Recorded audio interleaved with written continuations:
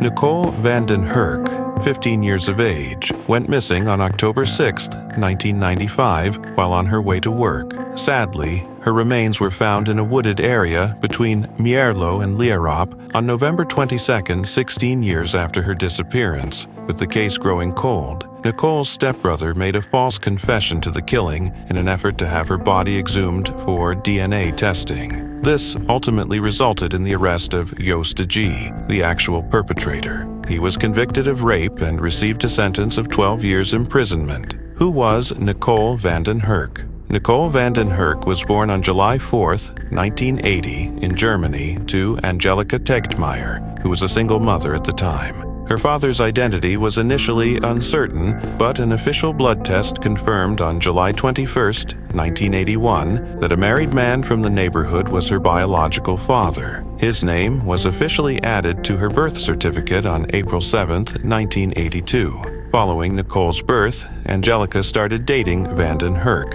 who she eventually married after 2 years of dating. However, their marriage was brief and ended in divorce in 1989, with van den Hurk being awarded custody of Nicole. The disappearance of Nicole van den Hurk. On October 6, 1995, 15-year-old Nicole van den Hurk left her grandmother's house early in the morning to travel to her holiday job at the Woensel shopping center by bicycle, but she never arrived. The police initiated a search, and at 6 p.m. her bicycle was discovered in the River Dommel. The search continued, and the police scoured the river and nearby forest over the next 11 days, but to no avail. On October 19th, Nicole's backpack was found near Eindhoven's canal, and by November 20th, the police had received approximately 300 leads. However, on November 22nd, the police discovered her body in the woods between the towns of Mierlo and Lierop, close to her grandmother's home, after a passerby stumbled upon it.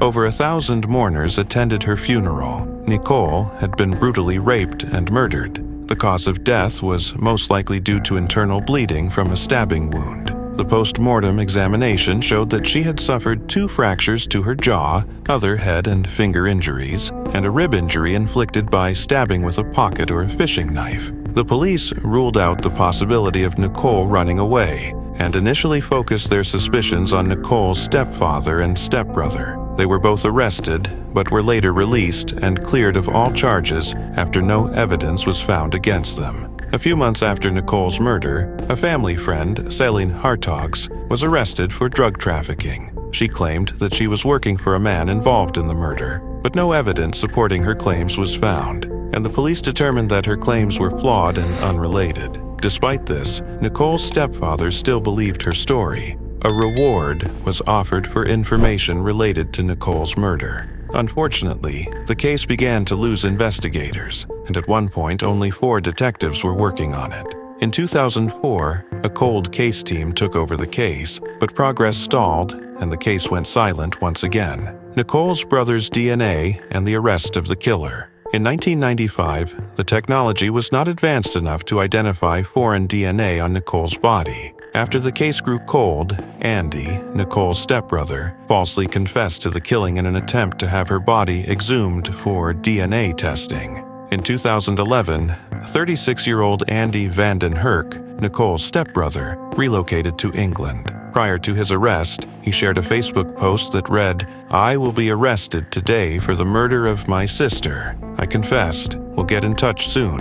Andy believed that his father was the one who had killed Nicole, which was the primary reason behind his false confession. He explained, "I wanted to get her exhumed and obtain DNA evidence, so I set myself up. I went to the police and told them I did it. It could have gone horribly wrong, but my ultimate goal was to get her exhumed so the truth could finally be uncovered," Andy added. The police wanted to keep Andy in custody, but the magistrate ruled that there wasn't enough evidence to keep him behind bars. As a result, Andy was released just 5 days after his arrest. Nicole van den Hurk's body exhumed. Following Andy's confession, Nicole's remains were exhumed in September 2011 to retrieve DNA samples. In a matter of a week, the police reported that a foreign DNA match was found, leading to an influx of over 20 leads in a single day. Further examination disclosed that 3 separate DNA types were identified from a single trace of sperm. The DNA matched that of Nicole's boyfriend, an unknown individual, and Josty G, aged 46, was arrested after his DNA was found to match the samples retrieved from both the remains and the crime scene. He had previously been convicted of 3 rapes and served 3 years in preventive detention and compulsory treatment for one of these crimes. On the day of Nicole's disappearance, Josty G had left his ex-girlfriend's home in a state of frustration after a fight. Trial of Josty G, the killer. During the first trial in 2014, the defense argued that the DNA evidence was inconclusive as multiple DNA types were found on Nicole's remains, including that of her ex-boyfriend. The defense claimed that Nicole may have had consensual sex with Josty G a few days before her disappearance, and that she could have been pregnant at the time of her death. However, in 2015, Josty G admitted to having sex with Nicole, but denied having any involvement in her disappearance. The prosecution argued that there was no possibility of consensual sex, as Nicole hardly had time for a relationship and demanded a 14-year prison sentence for Josty G. "This man deserves the highest punishment there is," said Ad van den Hurk. "He has taken the life of my child.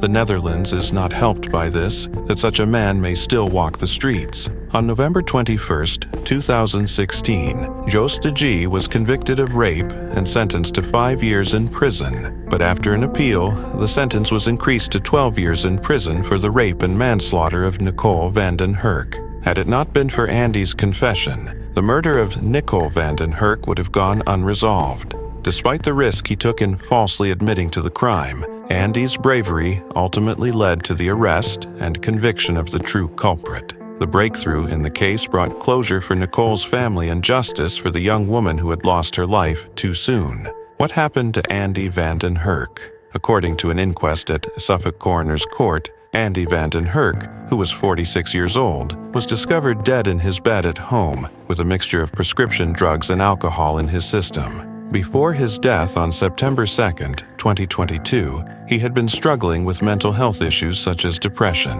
anxiety, and substance abuse. Additionally, he had been experiencing chronic pain.